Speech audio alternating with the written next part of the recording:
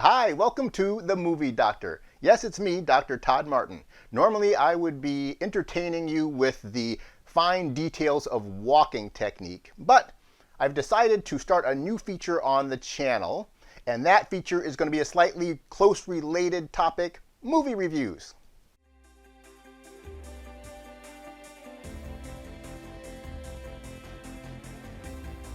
What I plan to do is give you my ratings on movies or TV shows on Netflix or Amazon or other streaming services to help you prevent wasting your time.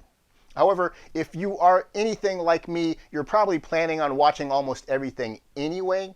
So what I'll really be doing is helping you raise or lower your expectations appropriately, so at least you'll know how much of your life you're planning on frittering away before you watch the movie. I'm stoked to give you my first movie review of Christopher Nolan's Tenet, but first I'm going to give you my movie checkup rating system. Fit as a fiddle. This is the movie equivalent of a Jason Statham checkup. Cleared for duty.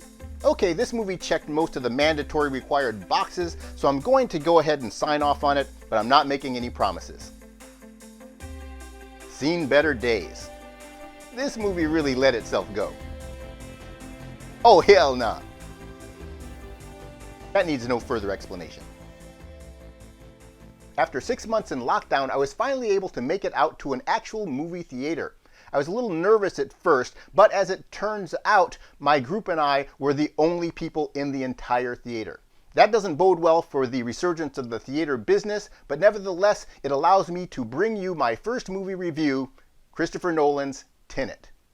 I was really excited to finally see Tenet after all the delays because up until now I would have told you that Christopher Nolan was my favorite movie director. But I have to say that if you go into a movie hoping beyond hope that you're going to be smart enough to understand it, that's probably not a good sign. And as it turns out, I wasn't in the least bit smart enough to watch this movie. For sure, Nolan is a master craftsman, but when I sat through this movie, I could not help but get that sinking feeling, the same one that I had when I was watching M. Night Shyamalan's The Village. I get the impression that Nolan was starting with the idea of what kind of time shenanigans can I get up to, and then working backwards into a story, rather than starting with a great story that's plausible and exciting, and then working forward from there. If half the people watching a movie leave the theater thinking, what the heck just happened? You probably can't call that a great movie. And when I say half, I'm being a little generous because there were only 3 of us in the theater and none of us understood what happened. There would have been 4 of us, but my wife was smart enough in advance to know she wasn't going to understand it, so she opted out. The concept in Tenet is that in the future, some organization or some person has figured out how to invest reverse entropy into objects or people. Reverse entropy allows them to move backwards through time rather than forwards through time. And in some manner, we are able to interact with those objects as they move backwards through time. The first time we see this explained is when the lead character, played by John David Washington, is handed a gun and told that he can pull a bullet out from a wall into the gun. They show him the empty clip. He points at a wall and then sucks the bullet out, and then they turn the gun over and find the bullet in the clip. We find out right after that that this bullet has been sent back from the future amongst a lot of other items that keep coming back from the future that have been invested with this reverse entropy. Later we learn that through the activation of some type of algorithm, the entire world can be invested with this reverse entropy, destroying it in the process. It's no accident the word Tenet is a palindrome, said the same way forward and backwards. Throughout the movie, we are just riddled with set pieces showing people moving forward through time, interacting with people and objects going backward through time, and it's a really stunning visual display. The other half of the time, however, they're trying to explain the concept, and that part really fails. It's full of chicken or the egg time paradoxes that just really don't seem to make any sense, at least in real time while you're watching the movie. It's like, so I can take a gun and pull a bullet out, but then I have to shoot the bullet because I have to have shot the bullet in the future in order to pull the bullet out now. but what if I pull the bullet out and somebody knocks me over and I'm not able to shoot the bullet? Then how could I just don't know. Anyway, there's so much high-intensity action going on in Tenet that while you're watching it, you don't really even have time to think about the rationality of what's going on. When I got home, I rewatched one of Nolan's other movies, Interstellar. This is another one of his movies that plays with the concept of time, and there's a scene that reminded me of my experience with Tenet, because the Matthew McConaughey character Coop asks his robot, "Gravity can cross the dimensions, even time?" And the robot Tar says, "Apparently." And I think that's about the same logic to explain the temporal physics that we see in Tenet. I think the best thing I can do to explain my feelings about this movie is to take it and compare it to some of his other time manipulative movies and tell you why those movies were really great and why this one I think really fails on an epic level. First is plausibility. In most of his other movies, let's say Dunkirk, Inception, Interstellar, Memento, these all manipulate time in different ways, the same as Tenet does, but the fundamental concept we're trying to get around of that time manipulation is pretty easy to digest. In Interstellar, we see the first time manipulation happening when they go to a planet Gargantua near a black hole, and we're told simply that time moves slower on the planet when it's in the field of this gravity. So if you spend 1 hour on the planet, in real time when you leave, 7 years will have passed. So they go down to the planet and they end up, due to an accident, ending up being there for about 3 hours. And when they get back to the ship, the person who's left on the ship has now aged about 23 years. It's a pretty easy concept to grasp. Whether it's real or not is irrelevant, but you can grasp the concept. They go to the planet, 1 hour equals 7 hours in real time. Everybody's now 23 years older. Pretty easy. The other concept of time jumping around in Interstellar occurs when Matthew McConaughey goes in the Tesseract and has to communicate back in time to his daughter Murph, and that's a little bit more challenging, but I think we all have some basic understanding of relativity, and even though this is really hard unless you're an astrophysicist to figure out, it's a very small part of the movie. In one of his other movies, Inception, the concept of time taking a different perspective in dreams than it does in real life is something that we're all probably somewhat familiar with. I've plenty of times fallen asleep and dreamed what seemed like a very long dream and then woken up 5 seconds later to realize that I was only out for a few seconds. So I think that concept is pretty easy to understand, and then we just layer on the concept of going to a dream within a dream within a dream within a dream. But I think it is somewhat plausible that within the idea that you can go into a dream, that this expansion of time within the dream is something that we can kind of get our heads around.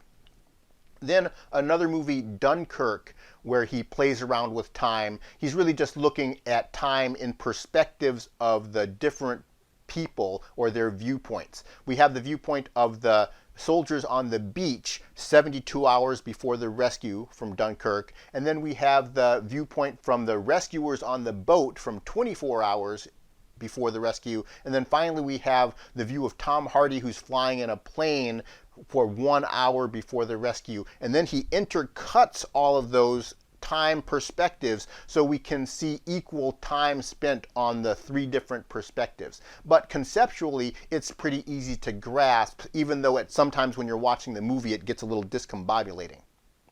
But in Tenet, the whole fundamental concept of something moving back in time and then you can move forward in time and interact with that object starts to fall apart.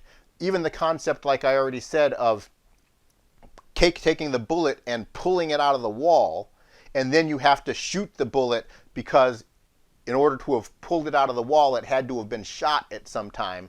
And that doesn't make a lot of plausible sense. Then we learn some stuff later in the movie that makes all that even less plausible. And so it's really hard to get your head around the idea that this is, even in a sci-fi sense, something that's reasonable. The second problem I have with Tenet compared to its predecessors is we're spending this entire movie trying to process this concept of moving forward or backward in time and interacting. The entire movie is just incessantly going through this, so much that you can't even process what's going on. Whereas in the other movies, like Dunkirk and like Inception and Interstellar, we have a very gripping drama going on during the whole movie. And then there are time periods where we have to look at the time skipping around or jumping around or pausing or speeding up. Those are short periods of time in the movie and not the entire movie. In Tenet, it's the entire movie. You are moving backwards and forwards, and it is hard to keep up at all. And then you have to try to, at the end of the movie, analyze it in your head to see did it make any sense.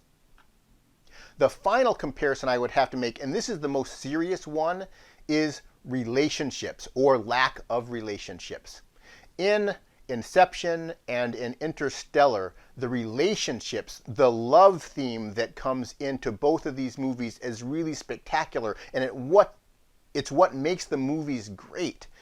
In Interstellar, we had the love between Coop and Murph, father and daughter, and then that gets flipped around when the daughter becomes older than the father, and the sequences showing their love between each other and how Murph knows to go back for the watch because her father promised her. I tear up whenever I see her in bed saying this as an old woman.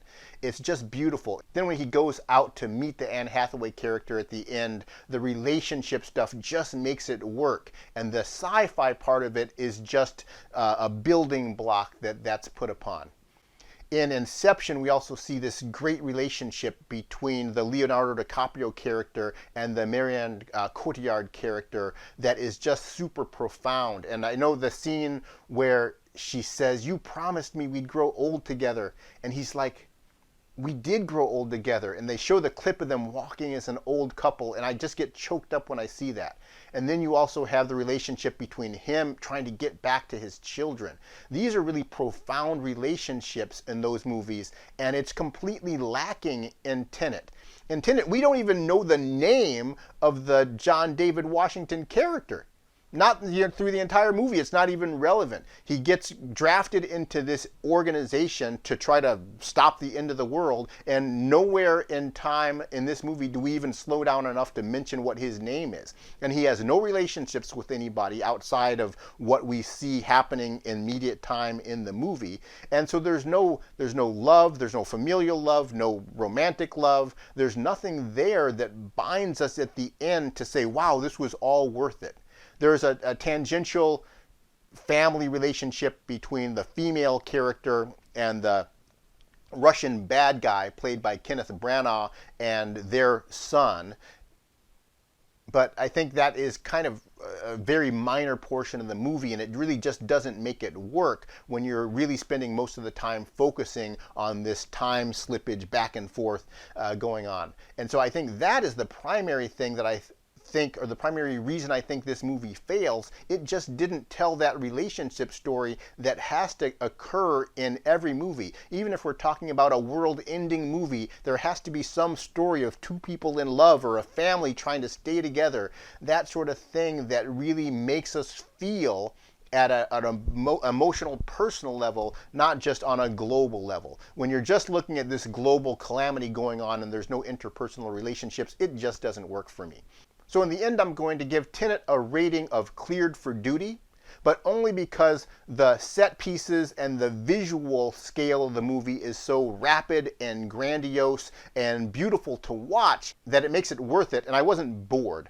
But when I left the movie theater, I felt empty. The other two people I was with probably felt the same way. There wasn't much oomph to it. So for that reason, I'm not going to give it fit as a fiddle. I'm going to give it just cleared for duty. You'll have to watch the movie because it is a big movie, but you just have to know what to expect. And that's what I want to give to you, is some expectation of what you should expect to get out of this movie and what you should not expect to get out of this movie. Now, if you think I'm crazy and you think the whole thing made a lot of sense, then please make a comment. Place a comment in here. Tell me why I was wrong. educate me. I would love to understand this movie because I really want to love this movie. And I can't do that if I don't understand it. And at this moment, I don't understand it. So make sure to share this video, subscribe to the channel, click the like button, and I'll see you next time. Thanks for watching.